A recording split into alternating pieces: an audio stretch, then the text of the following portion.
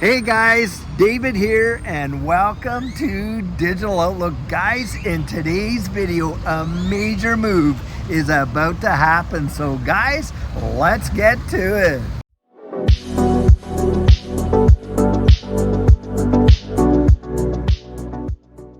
So guys, one thing about this digital asset space is this: there is never a dull moment. There is always something going on. And guys, we have just gotten some information out today that Chris Larson and Brad Garlinghouse are going to be attending a big time Federal Reserve conference in October. And get this, guys, the date of the conference, October 22nd. Now, do you think that this is some kind of a coincidence, considering the fact that BRICS themselves are meeting on October 22nd to discuss their future when it comes to digital finance? And that's what this summit's going to be about. This conference is going to be on how all the digital economy, what's coming down the road. Now, you think to yourself, why are these guys on the roster to attend this conference? Well, come on, guys. We know that Ripple and this digital asset space is heavily tied to all the things that are happening around the wide world: IMF, Federal Reserve, Bank of International Settlements, on and on and on. And yet, the FUD that is coming out lately, and of course, the big FUD that's coming out lately is this. You got people saying, oh, well, the SEC, they're going to appeal this ruling about July 23rd, where Judge Annalisa Torres had come out and said basically that secondary sales of XRP on exchanges do not constitute securities transactions, and how the SEC is going to appeal that. Now, someone got on the channel earlier today, and this is what they were saying. Well, if the SEC appeals, it is done. Come on, guys. That has got to be one of the lamest statements I have ever heard said, because, look, was it done? Was XRP done when they dropped the lawsuit like they all said? I mean, you even had Vitalik Buterin at the time saying that, oh, XRP is an S coin and, oh, it's over for them, and on and on. And of course, you had Max Kaiser and a whole bunch of other Bitcoin maxis coming out and saying, yep, it's done. They're going to be a security and they're done. What happened, guys? Well, we know what happened. The SEC got absolutely pummeled throughout the entirety of that case. Nowhere near XRP being done. And in fact, think about this. Look, the price of XRP did drop when they dropped that lawsuit in the beginning, of course, because it would delist it from practically every U.S. exchange, save Uphold. 17.48 cents. 4 months later, it's $1.97, a 1,200% return with all that pressure on it.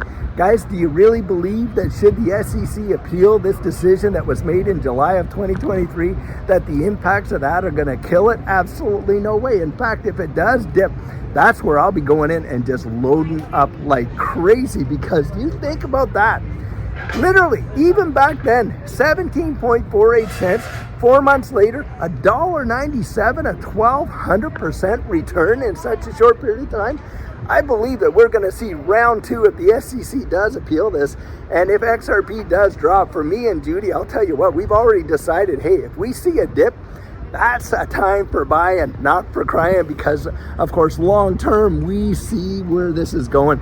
And in fact, Stuart Alderati, the chief legal officer of Ripple, he had come out and he was saying, listen, their chances of succeeding in appeal are slim to none. And in fact, even if they do it, they're doing it for political reasons. They're not doing it with a faithful allegiance to the law, that's for sure. And that, to me, guys, says volumes. You got the SEC out there, and what are they doing? They're doing regulation by enforcement. And right now, you're watching Gary Gensler apparently getting his feet, put over the coals. But come on, guys, to me, it's all a dog and pony show. The whole thing from day one till now, that's all it has been. And how many people really saw some massive appreciation last go around? You better believe they did. There were people that were literally turned into millionaires as a result of what happened, even with the scrutiny on it. Think about that. That's significant. When is the last time in a traditional market you watched one of your investments do 1,200% in such a short period of time? That is like rare. And that's why I say, even in this space for what it did, and get this, never leaving the top 10 for market cap during the entirety of that time. Guys, I really do believe a big move is coming. And the reason I believe that, of course, is because, look, we've seen it happen. This is not the first go around. And that's the deal. Look, though, when they dropped the lawsuit like they had done back there in December 2020, and you had all these prognosticators coming out, oh my gosh, it's dead. Come on, that was phenomenal. And so, guys, I could care less whether the appeal is made or it's not made. We may see a dip if it happens at all, by the way, because you got Jeremy Hogan and other people, and even like Stuart Alderati again was saying, like, the likelihood of them appealing, probably not very strong. But even if they do, guys, I think a major move. We are right there. It's about to happen. Look at where we're at in space and time in history for these markets. I mean, the stuff that's going on around the wide world really is telling you everything. You got the Federal Reserve right now, they're dropping the interest rates. They did it this month, 50 basis points, and they're planning on doing more drops in the future. And cash, and of course you got China. Stimulation like crazy, flooding into the markets, and all the markets are just loving it. They're lapping it up. And of course, guys, when you see cash being pushed into risk on assets like that, what have we seen traditionally in prior runs? Well, we've watched the DXY tumble down, and of course, reverse correlation to that, the markets have flown ridiculously. And that has been proven time and again. Now, there is always this disconnect between the economy and the market. Now, you want evidence of that? You really don't have to look too far, do you? I mean, we were all there when all this was going down. And think about it from this capacity. The wide world, all, manufacturing, shipping, distribution, hey, even all the service businesses, the restaurants, the hair salons, you name it, everything was shut down. Yet the world experiences one of the greatest secular bull runs they had ever seen. Come on, where do you think that came from? Do you think that was retail moving that with all their stimulus checks? Guys, we know that's not what it was. You had saw institutions, by virtue of the fact of easy money coming in from the government with their quantitative easing and all this kind of stuff. That's exactly what you got going on now. They're just not calling it quantitative easing, but like Romeo and Juliet, a rose by any other name smells as sweet, right? And of course, what happened is the markets just flew like crazy, just like crazy. And of course, some people's lives, including my life, Judy and I's lives, wow, we're totally changed just like that. Now think about this too. Judy and I got in there in March of 2020, and of course by April of 2021, changed our situation, 13 months. But there were people in there from 2017, 2018, and they were waiting, for this run to happen. Well, it did happen, but it happened so fast. I mean, we're talking about waiting, almost 4 years for a 6 to 12 week move? That's how long it happened. And boy, it happened fast. And if you don't really think down the road of what the potential could be, you could literally be setting yourself up for a major disappointment because you're not ready for it. You're not strategically thinking. And that's why I say you really can't listen to all the FUD in this space and everything that goes on. You want to be just as sharp as a tack, keeping your fingers on the pulse of what's going on, because when it does move, it moves so very fast.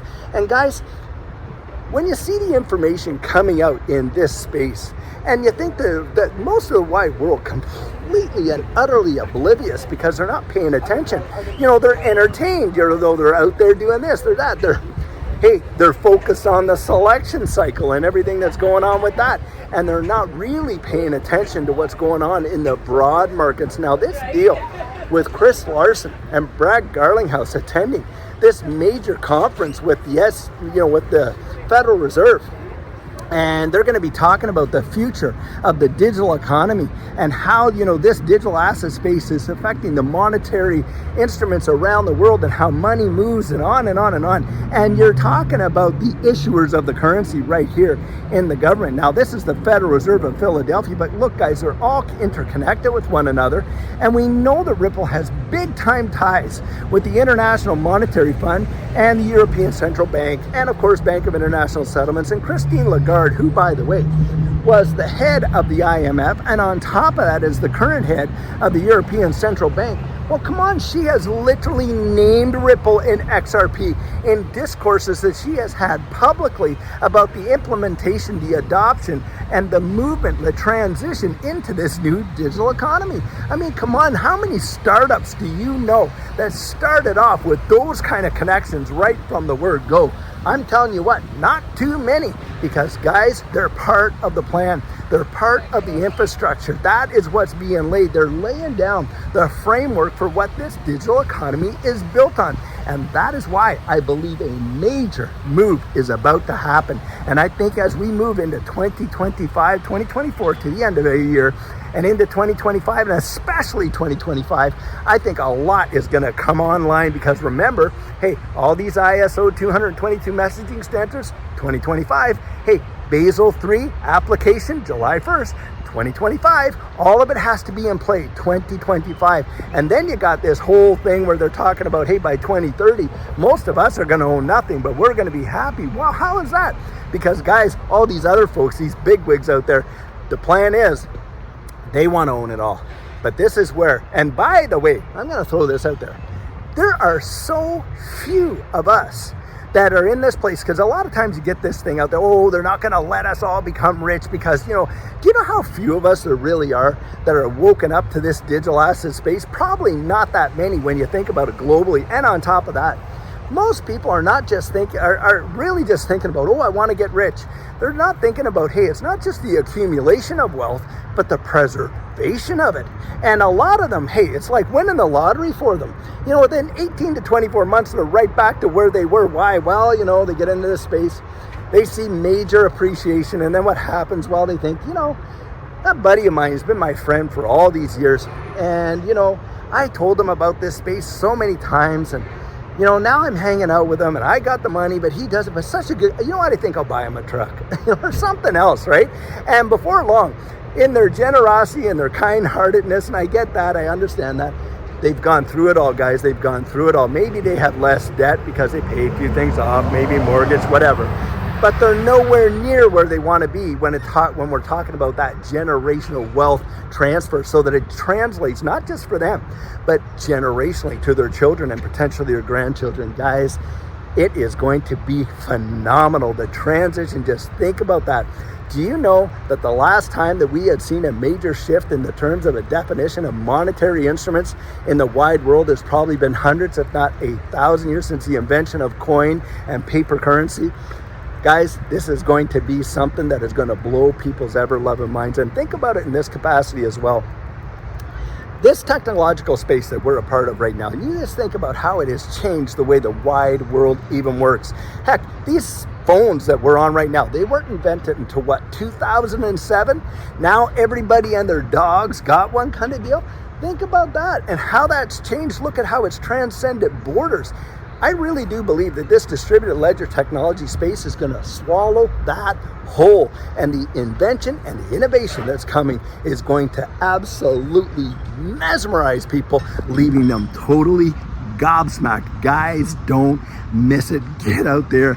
For goodness sakes, you at least owe it to yourself to research it and find out about it, because I think this could represent the greatest wealth transfer, I kid you not, in the history of mankind.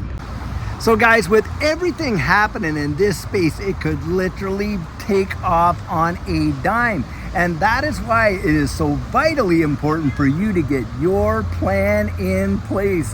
And what our coaching program offers, that is where you and I can meet personally, one-on-one, for 1 hour over Zoom. And during that time, I share with you our personal journey in that last bull run and what enabled Judy and I to experience some amazing financial success. I share with you the mistakes we made so that you don't have to fall into the same pitfalls we did. We take a look at your portfolio and make sure that it's balanced towards your goals, and we work together to develop your exit strategy. We can even get your assets off an exchange and onto a hardware wallet, along with delivering to you some amazing techniques that are really going to help you in this space. Now, the cost of that is $250, and if that's something that interests you, you write me right there at coaching@thedigitaloutlook.com, and we'll get you all booked in. So guys, I truly hope that you enjoyed today's video, and as always, it's not financial advice, it's just my 2 cents. Hit the like and subscribe and drop your comments right down there in the comment section, and I'll catch you in the next one.